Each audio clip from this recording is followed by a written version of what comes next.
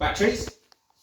And a knife or some scissors. Knife and scissors. Ask your parents' permission. Definitely asking parents. Have some wire, leftover wire and cable. You'll need that. Yeah. What else have I missed, sir?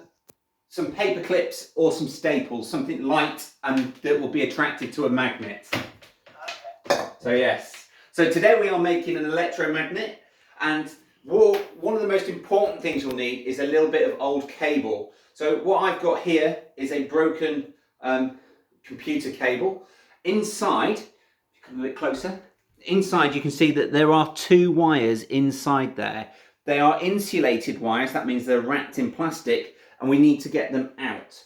So to get them out, you take your sharp knife, or alternatively, step back Rose, alternatively, wire strippers, and you cut the cable to a length, and then taking a pair of scissors, if you cut diagonally down the cable, you should be able to expose the cables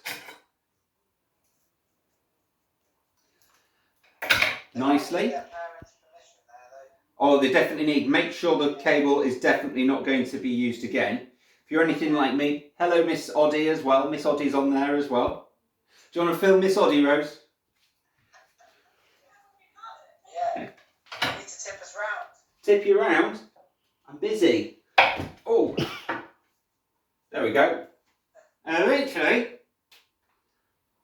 you should be able to pull out a piece of insulated wire. There we go. You can see that's coming out nicely now. Now once you've got your wire out, you'll need to expose both ends so that you've got some non-insulated wire at each end. Can you see that, sir? You've done a great job. Absolutely. And if you then twiddle them round so they become nice and tight. I like the word twiddle. Twiddle. Twiddle, twist them round so that they're nice and tight. You'll get good connections on your batteries. Now, what I've done is I've made a tube of batteries held together with sellotape here. So it's negative, positive, negative, positive, negative, positive, negative, positive. I put 4 AA batteries in a row. You could start off with 1, 2, 3, 4, and then 5 AA batteries as an experiment to see what happens to the strength of your electromagnet. Or alternatively, you can look at other things that we'll talk through on the PowerPoint that you will be emailed by your teacher. So what we're going to do is once you've got your wire and your batteries all ready, you're going to wrap or coil your wire around an iron core. Now I've got a steel fork here, and the more coils that you put on it should theoretically make the magnet even stronger. Can I check your coils out? You got my coils? Can I check your coils out? Nice and tight. Good tight coils. Tight coils. Now, again, another part of the experiment is, which I've put on here, is you could investigate how many turns of the coils and we'll pick up how many paper clips. There we go. So there's another investigation that you could do there. So there's lots that you can do with it. Once you've got your coil around your iron core, you could also use a nail, but I'm using a fork at the moment. You're going to blue tack your connectors, your stripped wire, to the end of your batteries at each side, and then connect it up. If you push hard enough with the blue tack, you should get a good connection going. And once you've done that, come on over here, Rosebud. You should see that your fork has become magnetized, and it will pick up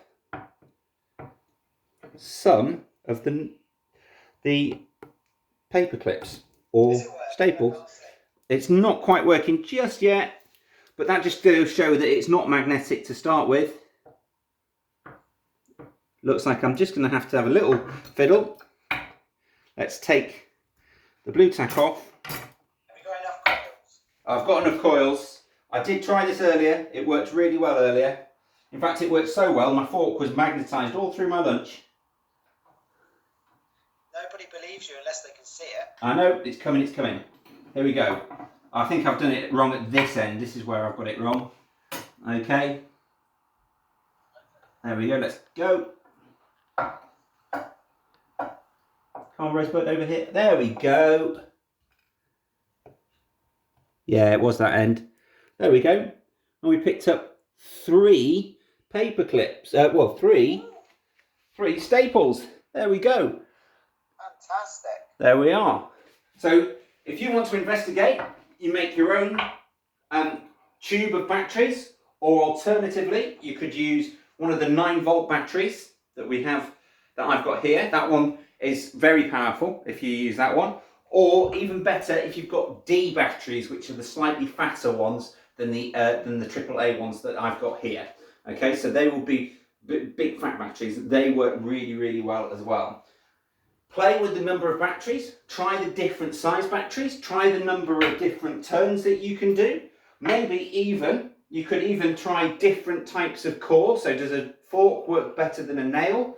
Or in fact, would a spoon be best for picking up paper clips? We don't know.